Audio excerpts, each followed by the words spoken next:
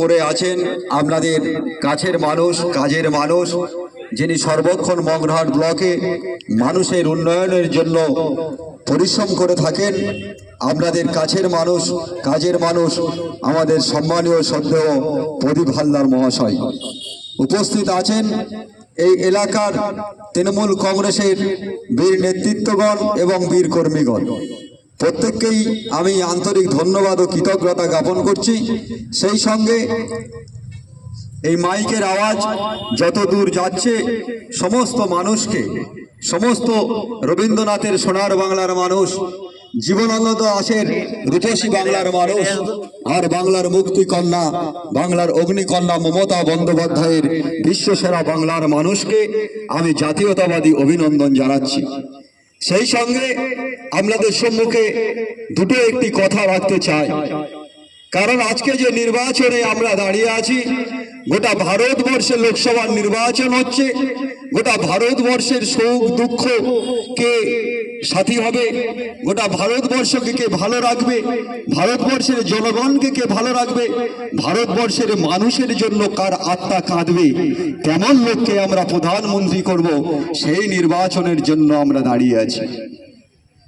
আজকে আমরা এই সোনার বাংলায় দাঁড়িয়ে দেখতে পাচ্ছি যে আমরা 1757 সালে যেমন আমরা দেখেছিলাম যে ভারতবর্ষের স্বাধীন সূর্য, বাংলার স্বাধীন সূর্য নবাব সিরাজদৌল্লার যে রাজত্ব, নবাব সিরাজদৌল্লার যে দেশপ্রেম, আমাদের প্রাণের কবি বিশ্বকবি রবীন্দ্রনাথ ঠাকুর বলেছিলেন যে সিরাজের প্রেম নিয়ে কোনো সন্দেহ ছিল না, দেশপ্রেম নিয়ে সিরাজের কোনো সন্দেহ ছিল না, সে একজন দেশপ্রেমিক। অথচ সেই দেশপ্রেমিককে হত্যা করার জন্য যেভাবে উমিচাঁদ, রায়বল্লভ, মির্জাফররা, ঘসেটি বেগম যেভাবে চক্রান্ত তৈরি করে নবাব সিরাজকে হত্যা করে তারা বাংলা দখল নিয়েছিল, আজকে ভারতবর্ষের বুকে সেই বিভীষিকার আগুন জ্বলছে।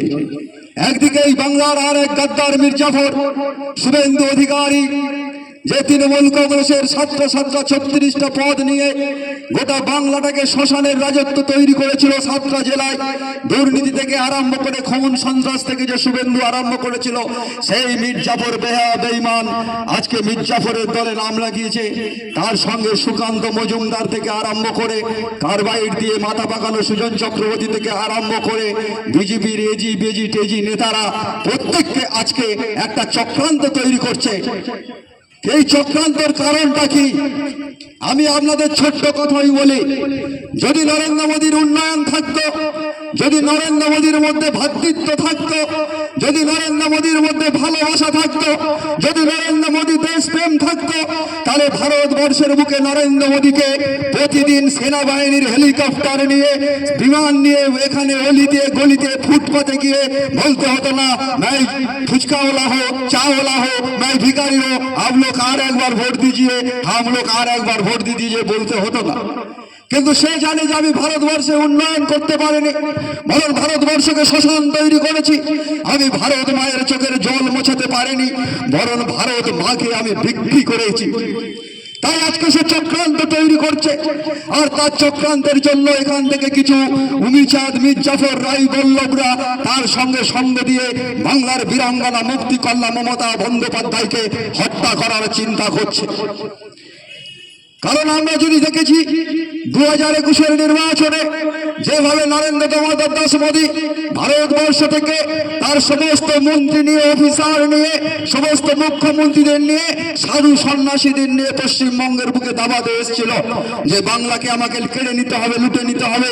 কিন্তু নরেন্দ্র দামোদর দাস মোদী সেনাবাহিনীর হেলিকপ্টার নিয়ে 8,000 কোটি টাকার নিজে চড়ার জন্য বিমান নিয়ে গোটা বাংলা ঘুরে গিয়ে যখন দেখছে যে 2021-এ বাংলার মানুষ, রবীন্দ্র নজরুলের মানুষ, বাংলার মানুষ, বিবেকানন্দের মানুষ, বাংলার মানুষ, ক্ষুদিরামের মানুষ, তারা 213টি লাথি মেরে গুজরাট থেকে নরেন্দ্র দামোদর দাস মোদীকে দিল্লিতে পালায়ন করে দিয়েছে।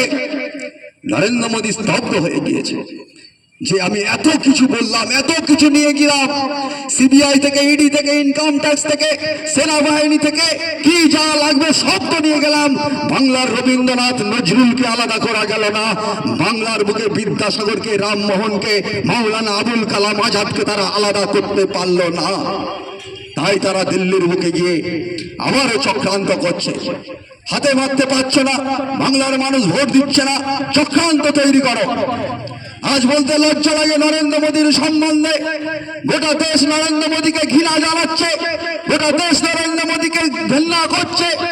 আপনারা জানেন না আসলে পশ্চিমবঙ্গের সংবাদপত্র নরেন্দ্র মোদী কিনে নিয়েছে। বর্তমান আনন্দবাজার এখন এই কিছুদিন আনন্দবাজার সত্যের বাণী লেখার চেষ্টা করছে, এখনো পুরোপুরি লিখছে না, কিন্তু বর্তমান কাগজ যারা পড়ছেন বুঝতে পারছেন সিট ডালা সোজা রেখে লিখছে, কিন্তু টিভির পর্দায় মিডিয়ায় তৃণমূলের খবর দেখাচ্ছে না।